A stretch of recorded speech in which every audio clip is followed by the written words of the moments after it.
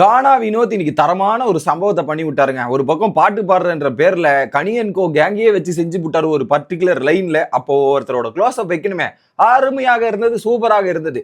இன்னொரு பக்கம் பார்வதியே என்ன வாடா போடான்னு பேசுற, இதெல்லாம் நல்லதுக்கு இல்ல பார்வதி அப்படின்ற மாதிரி எச்சரித்த தருணங்களும் சூப்பராக இருந்தது. அதுக்கப்புறம் ஒரு பக்கம் நம்ம ஃபர்ஸ்ட் ப்ரோமோ பார்த்தோம்ல, ஒரு பக்கம் கேப்டன் ஏன்னா இவ்வளவு ஸ்ட்ரிக்டா இருக்காருன்னு நினைச்சா அதுக்கான வேலையை பார்த்து விட்டதே பிக் பாஸ்ன்னு சொன்னா நீங்க நம்புவீங்களா? பிக் பாஸ் தான் அதுக்கான அடித்தளமா அமைஞ்சிருக்கார். அதுலதான் பார்வதி பிரச்சனை, திவாகரோட பிரச்சனைன்ற மாதிரி ஏகப்பட்ட சண்டைகள் நடந்திருக்கு. எல்லாத்தையும் டீட்டெயிலா பார்த்துருவோம். வணக்கம் மக்களே, நேஷனல் வாட்ச்ல இருந்து உங்கள் மணிவண்ணன். சேனலுக்கு புதுசா இருந்தீங்கன்னா சப்ஸ்கிரைப் பண்ணிருங்க. வீடியோ பார்க்குற அனைத்து நபர்களும் தயவு செய்து தயவு கூர்ந்து நீங்க லைக்க போட்டீங்கன்னா எனக்கு ரொம்ப யூஸ்ஃபுல் ஆகும். அதை மட்டும் மறந்துடாதீங்க. இப்ப கண்டென்ட்டுக்குள்ள போயிடலாம். ஸோ ஒரு பக்கம் பிரவீன் கார்டன் ஏரியாவில் உட்காந்துட்டு வேடிக்கை பார்த்துட்டு இருக்காரு. பிக் பாஸ் வந்து கூப்பிடுறாரு.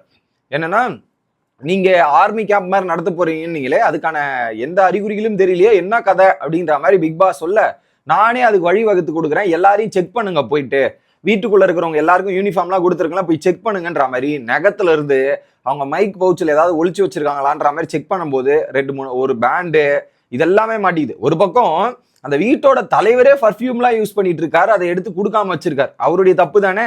ஸோ அங்க எல்லாரையும் இதெல்லாம் இது பண்ணி ஒரு பிரச்சனை ஆகுது.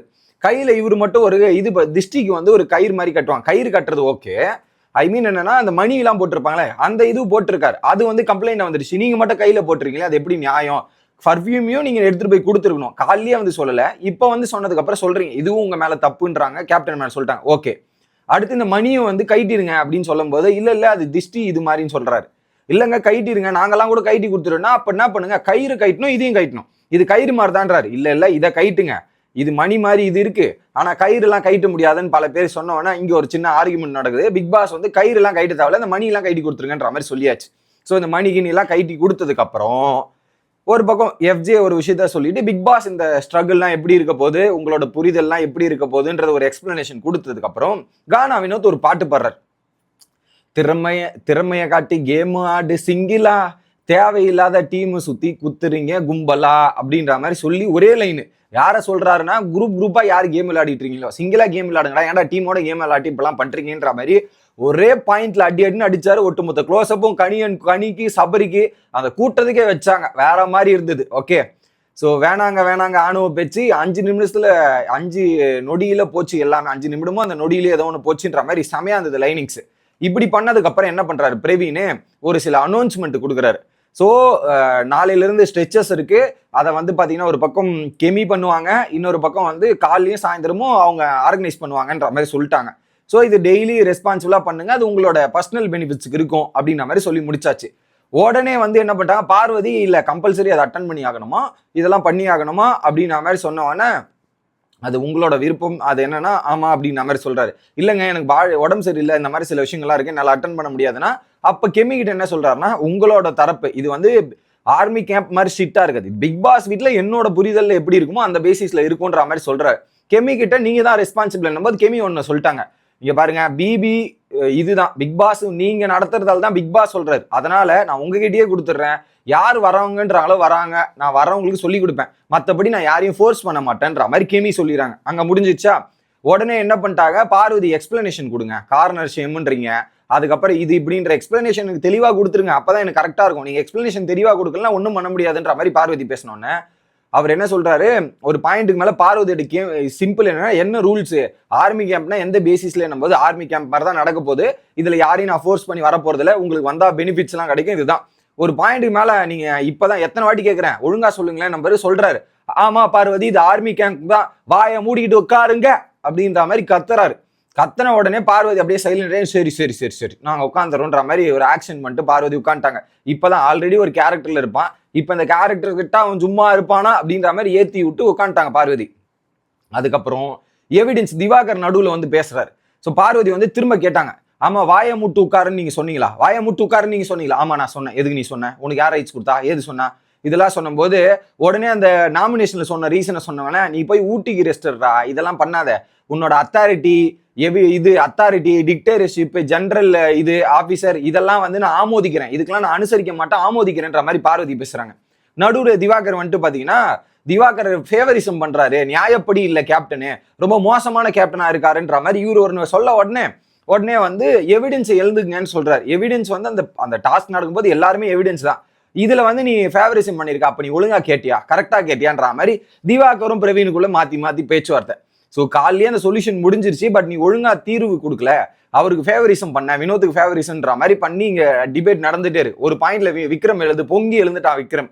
1.5 மணி நேரம் இந்த டாபிக் மாநில இருந்து பேசிட்டு இருக்கோம். திரும்ப எதுக்கியா பேசுறீங்க, இதெல்லாம் பண்ணாதீங்க அப்படின்ற மாதிரி சில விஷயங்கள் சொல்றாரு. ஓகே, அதுக்கப்புறம் திரும்ப நான் இதுக்கு ஒரு தீர்ப்பு கொடுக்குறேன்ற மாதிரி ஒரு விஷயத்த சொல்றாரு. ஒரு பக்கம் திவாகர் கத்துறது தப்பு, இன்னொரு பக்கம் வேர்டு யூஸ் பண்ணது தப்பு. அவர் வந்து அந்த நாயகி பே அப்படின்னு யூஸ் பண்ண தப்புன்ற மாதிரி சொல்லி முடிக்கிறாங்க. அப்ப அந்த நாக்க கடிச்சதுக்கு யாரு கொடுப்பா அப்படின்ற மாதிரி திவாகரன் அதையும் தப்புன்னு சொல்லிட்டேன், ஏன்னா நீ இப்படி பண்றன்ற மாதிரி தான் இருந்தது. ஓகே சரி, இப்படி முடிஞ்சிருச்சுன்னு பார்த்தா அடுத்து பார்வதி செம பாயிண்ட் ஒன்று பிடிச்சிட்டாங்க. ஆமா, இன்னைக்கு ஏன் அவங்கள சாரி கேட்க சொல்லல, வினோத்தை எடுத்துட்டு போய் திவாகர் கிட்ட சாரி கேட்க சொல்லலாம்ல, சாரி ஏன் கேட்கலன்ற மாதிரி கேட்ட உடனே அதுக்கு வந்து எனக்கு உடன்பாடுகள் இல்லை, அது கேட்கறதுக்கு எனக்கு விருப்பம் இல்லை. அப்ப நேத்து மட்டும் உனக்கு உடன்பாடுகள் இருந்துச்சா, நேத்து மட்டும் என்னையா சாரி கேம் வச்ச, இதெல்லாம் வந்து இதை மாதிரி பண்ணாதீங்க, இதெல்லாம் மோசமா இருக்குன்ற மாதிரி கத்துறாங்க மாத்தி மாத்தி. ஒரு பக்கம் எஃப்ஜி வாக் அவுட் பண்ணிட்டு போயிட்டான். அதுக்கப்புறம் சபரி, எப்பா தயவு செய்து கத்தாதீங்க, காது வலிக்குதுன்ற மாதிரி சபரி சொல்ல, ஆமா நிஜமா செம்ம கத்து மச்சுக்கல, சரியான காது நமக்கு தான் வலிக்குது. அதுக்கப்புறம் வியானா வந்து என்ன சொல்றாங்க, லாஸ்ட் வீக் கண்டென்ட் எடுத்துன்னு வந்து பேசுறது வினோத் மேலதான் தப்பு இருக்கு. லாஸ்ட் வீக்கே விஜய் சேதுபதி பேசி முடிச்ச கண்டென்ட் இங்க யார் எடுத்துன்னு வந்து பேச சொன்னா, அவர் தப்பு தானேன்ற மாதிரி வியானா ஒரு பாயிண்ட் வைக்கிறாங்க. நியாயமா இருந்துச்சு.